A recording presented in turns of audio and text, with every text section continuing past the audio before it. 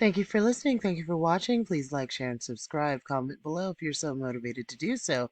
Visit the merch shop. Thank you for supporting this channel.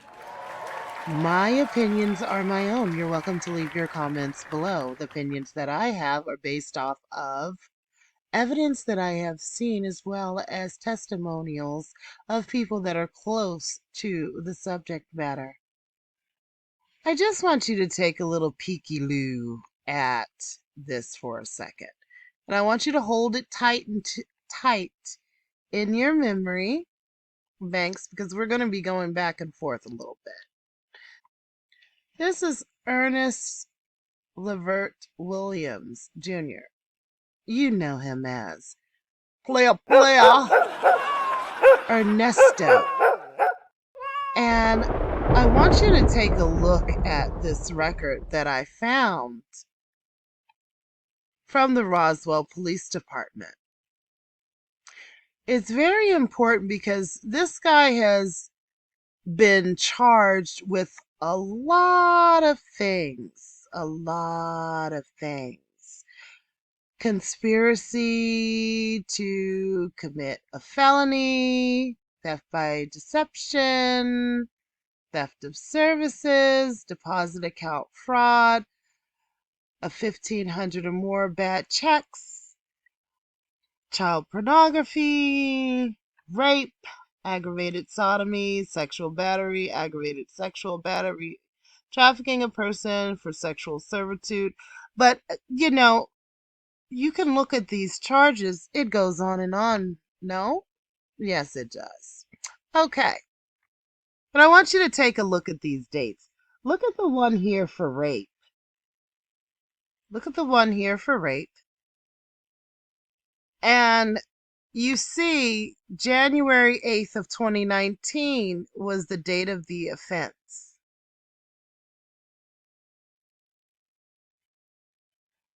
Okay? 2019. February of 2021, trafficking a person for sexual servitude and felony. Okay? I'm pointing this out for a reason.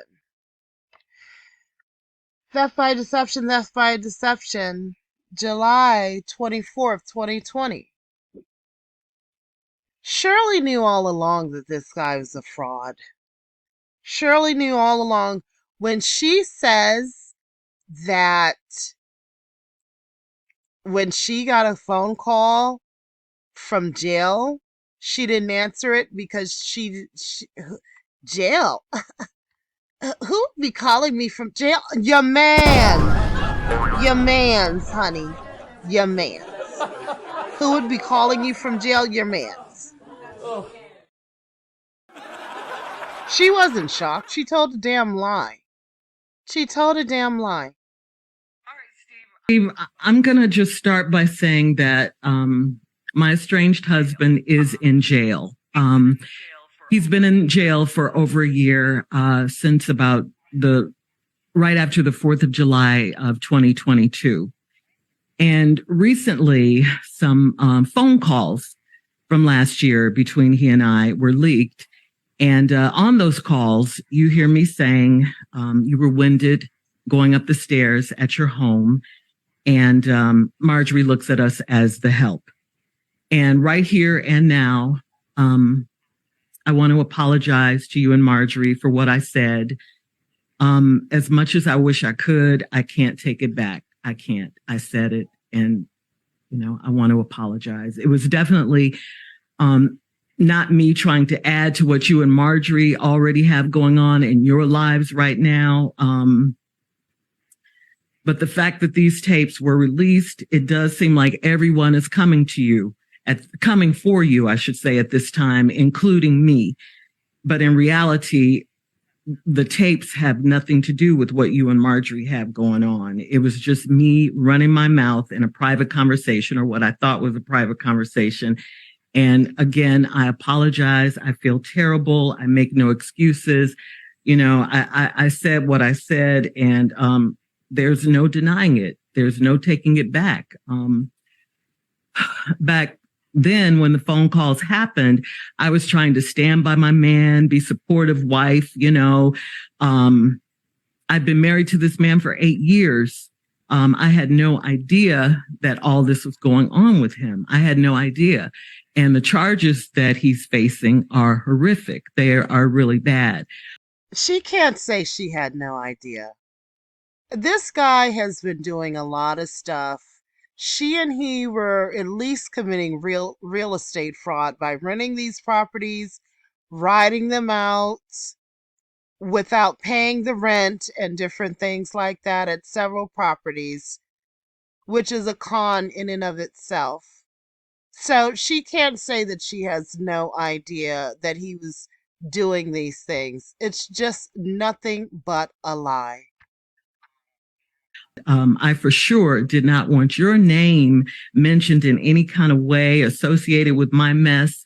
So I had to call you. I had to tell you it was a hard call for me to make. But I called you. And I want to clear something up, Steve. You did not introduce me to him. I met him through a friend. I should say an ex-friend now. Anyway, so back to what I was saying. I had to tell you he was in jail. It was going to come out. I didn't want you to hear it from anyone else. I wanted you to hear it from me because I knew once the police and everyone, got involved, and they were already involved, and they found out who his wife was and who she worked with and all of that, and that's you, Steve Harvey, it would become, a real big story because it's your name. And like I told you, Steve, when I called you, I didn't want to call you. I mean, I was embarrassed. I was hurt. I felt so stupid, and, I felt betrayed, humiliated. It was just terrible. I mean, I kept saying to myself, how is this my life? Police and jail and all of this. It was just something that I didn't, I'd never experienced anything like this. The police came, they took my car. I was at the salon getting my hair done. They rolled up, took my car. I had to have my stylist take me home. I had to move in with friends. I lost my house. I lost everything. Oh, and I have to tell you this too. Like on the day, July 4th, we were having dinner with friends and we were going to watch the fireworks after that. And so the fireworks didn't happen that night because it was like a terrible, terrible storm. So the fireworks got canceled. And when I look back, I see now that was kind of a metaphor for what was about to happen in my life. The thunderstorms were coming. They were coming. The next day was the last time I saw him. He was arrested the very, very next day. I didn't even know he was arrested. I couldn't get in touch with him. I got a call from the jail, and, I didn't answer it because I'm like, who would be calling me from jail? I looked at my phone like, jail? Where'd this call? It just didn't compute. So I just ignored it. But he got word to me through one of his friends. They texted me that he was at Fulton County Jail. So the next time he called, I picked up, and that was him that I called earlier from jail. And, he told me what happened. I thought he would be getting out in a couple of days because that's what he told me. But of course, here we are a year later. Those days turned into weeks. The weeks turned into months. And like I said, I don't, this is just on and on. Every day is just something. And my life has just been a nightmare ever since. And it's still going on, Steve. I mean, I had no idea that those tapes would be released to the world. I knew that they were being recorded, but I didn't know that they were going to go out to the world. I mean, I was just trying to make conversation with him, trying to, just get him to think about something other than where he was. And there are more tapes to come. So Shirley's shaking in her shimmies, wondering when the other tapes are going to drop. She's racking her brain, wondering what else she said. And it's really going to come out as the weeks go on, because those are not all of the conversations that have been released? My day, this particular day, and that was the day we were talking about, on the phone when I said those things about you and the things that you heard and the world heard.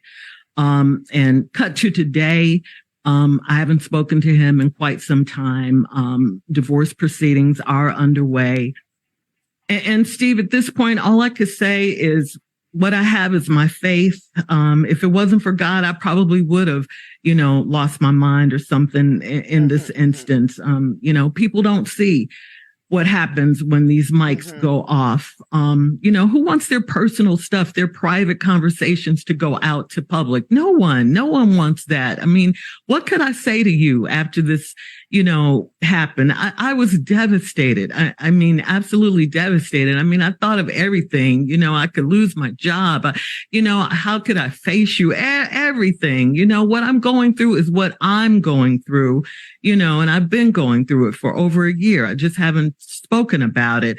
Then on top of all that, these tapes come out and, I'm talking about you and Marjorie, and you guys are going through your own private hell right now. You didn't need me to contribute to anything, and I thought back, because I knew I had to say something, speak on. You created this term years ago in Los Angeles. Nobody wants to hear all the rest of that shit.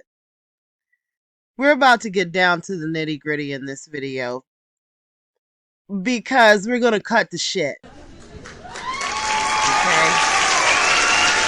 I kept wondering why Steve Harvey would even bother himself with what was going on with Ernesto.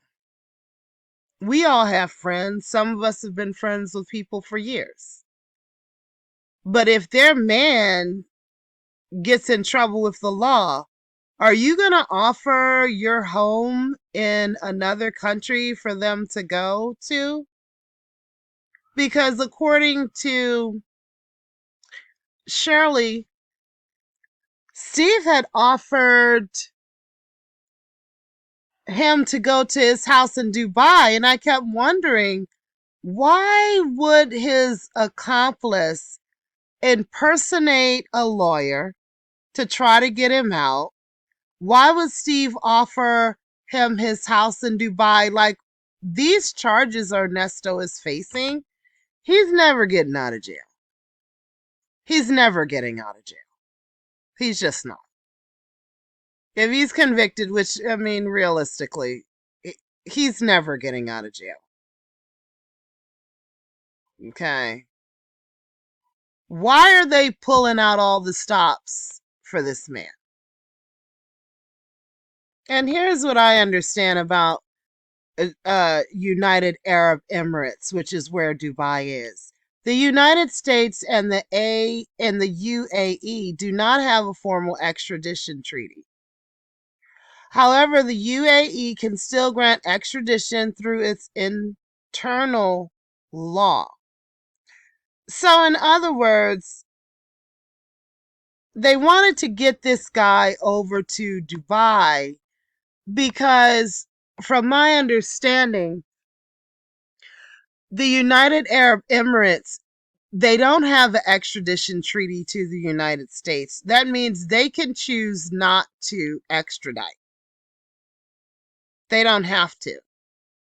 So this guy planned on going off to Dubai, and they planned on helping him get over there. And he never would have had to be held account to these charges. They were trying to help him flee prosecution. Now I'm wondering, why would Steve Harvey want to help somebody flee prosecution of these types of charges? Rape, aggravated sodomy, sexual battery, theft by deceptions, financial transaction card fraud, child porn possession, conspiracy to commit felonies, deposit account fraud. Why would he even want to involve himself in something like that? I mean, if one of my friends, mans, got in trouble, I would like, oh wow, that's horrible. Are you okay? I mean, what are the charges? Oh, he's charged with about 60 things, including bop, bop, bop. Oh man, I would not say, well, I have a house in a country where there's no extradition and he could stay there. I mean, it's like, really? You know, I mean, what's really going on here? When I had went to work today, I refused to listen to the Steve Harvey morning show. I didn't give a damn if the people in the car wanted to listen to it or not. I said turn to something else. Because the bottom line is we're not going to sit here and listen to these demons on the radio. This woman, she apologized profusely and kissed the cheeks of Steve Harvey, but she had nothing to say about her daughter that she tried to throw under the bus. I don't give a damn if she raised her or not. That is your daughter. And someone violated your family, your flesh and blood, and you're siding with this devil that's charged with all this shit. And then you, Steve, and Erica King, is that her name? Erica King? Tried to get him out of the country. You're trying to help slip this man out of the country so he would not face these charges. Why are you sticking your neck out for him so much like that, Steve? Shirley, this woman here? He must really have something. Now, I'm looking at one of these charges, trafficking a person for sexual servitude. This man was trafficking in probably child prostitution.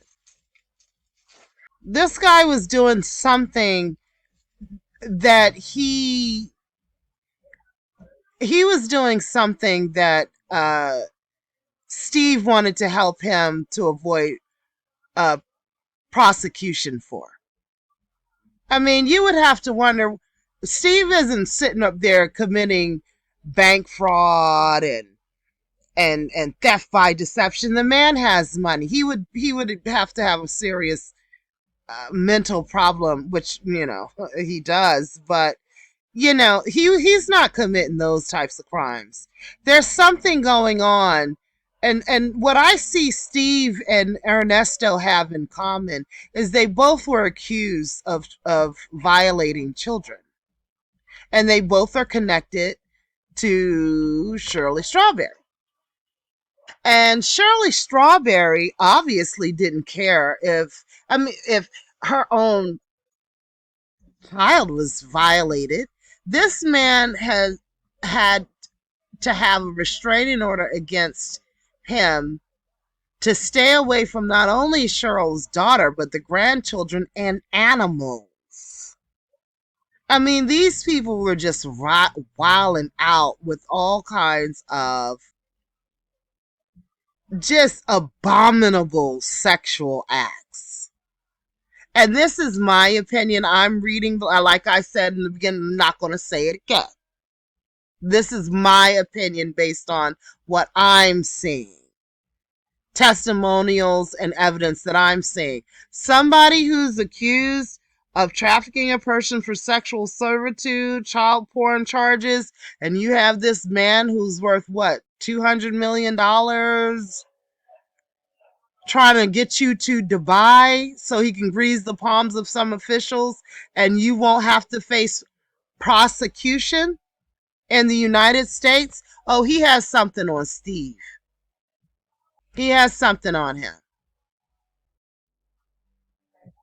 So what does it mean to harbor a fugitive? Harboring a fugitive is a criminal offense that involves knowingly providing assistance to an individual who has committed a crime and is attempting to evade arrest or prosecution by law enforcement.